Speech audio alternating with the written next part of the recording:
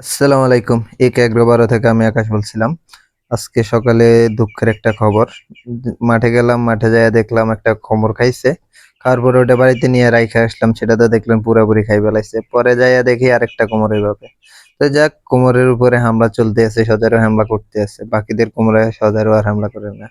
তো জানি না কেননা আমার কোমরগুলো মনে হয় ভাল লাগছে সজারুর, তাই সে খাইতেছে। আর আমার মাঠের পাশে অন্য মাঠেও কোমর আছে, ওগুলা খাইতেছে না। আমি গোড়া দিয়েও রাখতে পারতেছি না, সেটা আপনারা দেখলেন। আমি অনেক ব্যারিকেড দিয়েও রাখতে চাইতেছি কিন্তু পারি নাই। তো যাক, তারপরে কি করব, তারপর চলে গেলাম আমার বাড়ির পিছনে। আমাদের একটা ছোট পুকুর আছে আমাদের বাড়ির সবার। তো ওটার মধ্যে কিনছি, ওটার মধ্যে মাছ ধরতে চলে গেছি। তো আমার কাঠগুলো এলোমেলো হয়ে রয়েছে, কাঠগুলো নিয়ে গুছায় রাখতেছি। তো যাক, পুকুরটা কিনছি ৫,০০০ টাকা দিয়া, আমরা ৫ জনে। পরে আরো ২,০০০ টাকা খরচ। ওইদিকে মাছ ধরা শেষ, মাথা নষ্ট, মাছ নাই। তো যাক, ছোট্ট এইটুক জায়গার মধ্যে মাটি কাটছে, এইটুক জায়গার মধ্যে পানি জমে রয়েছে। এখন এই জায়গায় কিছু মাছ পাইলে তাইলে আমাদের যে পুঁজিটা দিছি ওই পুঁজিটা রিটার্ন আসবো। যাক, তারপর ওই জায়গার মধ্যে হালকা কিছু মাছ পাইতেছি, দেখতেছেন মাছ ধরতেছি। মাটির নিচে আমি, আমার কাকারা, তারপর আমার স্বাস্থ্য ভাইরা মিলা, ভাতিজাও আছে, আমরা মাছ ধরতেছি। তো যাক, কিছু মাছ পাইলাম মোটামুটি।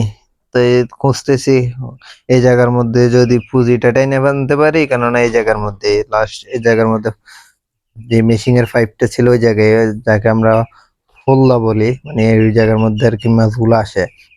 তো ওই জায়গার নিচেও, তো ওই জায়গার মধ্যে অনেক কাদাও, ১ হাঁটুর উপরে কাদা। তো ওখান থেকে কিছু শিং মাছ পাইছি আমি। এই আধা কেজি ১.৫ কেজির মতো শিং মাছ কয়েকটা পাইছি, ওখান থেকে খুঁজে খুঁজে বার করতেছি। ওইদিকে দেখতেছেন ওই আমার বাড়ির কাজ করছিলাম, কিছু কাঠ বাড়তি রয়ে গেছে, ওগুলা ফালায় রাখছি। ওই জায়গা থেকে আমার জ্যাঠতো ভাই ওই মাছ বার করতেছে। ওই জায়গার মধ্যে অনেকগুলা কই মাছ আছিল।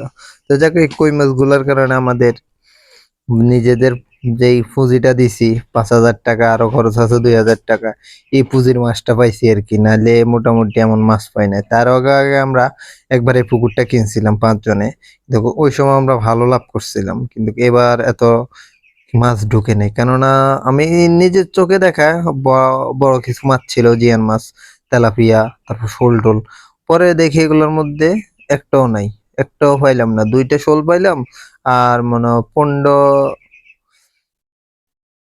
১০-১৫টা শিং মাছ পাইলাম, আর হচ্ছে এই ১০-১২ কেজি কই মাছ পাইলাম। আর ওই আমাদের এদিকে বলে রানী খইয়া, মানে যে হাইব্রিড খইয়াটা আছে এখন আমাদের দেশে, আমাদের এদিকে নতুন কইরা দেখতেছি কিছু বড় বড় খইয়া আছে, এটা হাইব্রিড খইয়া, আমাদের রানী খইয়া, বন খইয়া, যে যে নামে চিনে জানি না কি নামে।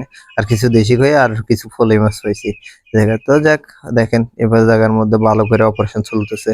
ওই জায়গায় যতটুকু সময় না লাগাইছি পুরো পুকুরে, এই জায়গার মধ্যে তার বেশি সময় দিতেছি। ওই দেখেন আমার ভাই আর আমার ভাতিজা একজনে মিলা, স্বাস্থ্য ভাই আর আমার ভাতিজা মিলা ওখান থেকে কই মাছ বার করতেছে। তো যাক, কি করবো, তো এই মোটামুটি পাইছি। এই দেখেন এই জায়গার মধ্যে টাকি মাছ আর ফলে মাছ, এই ২টা শৈল মাছ, এই ২টা শৈল মাছে পাইলাম পুরো একটা বড় একটা পুকুরে। তো যাক, আগে ওই ফলে মাছ, বন খইয়া, দেশি খইয়া যেগুলো বললাম, ওগুলা ভাগ করে ফেলাইছে, এই আমার বাগে পড়ছে এটি। তো যাক, আমার বাগে ৫ ভাগ করছে, আমার বাগে এগুলা পড়ছে।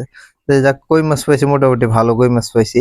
কই মাছ না পাইলে নিজেদের যে প্রফিট করছি ৫,০০০ টাকা, আরো ২,০০০ টাকা খরচ, এই টাকাগুলো তুলে আসতে পারতাম না। তো যাক, পুরা রাত জাগছি, ওগুলোর ভিডিও করি নাই। পুরা রাত জাগছি, মাছ কিছু, আবার রাত্রে ২টা ফলি মাছ আর কয়েকটা কই মাছ আমরা ভাজি করে খাইছিলাম, কফি টফি খাইছিলাম, ওগুলো ভিডিও করতে পারি না। মজা করছি সবাই জায়গন থেকে যারা আমরা আছি। তো যাক, সবাই ভালো থাকবেন।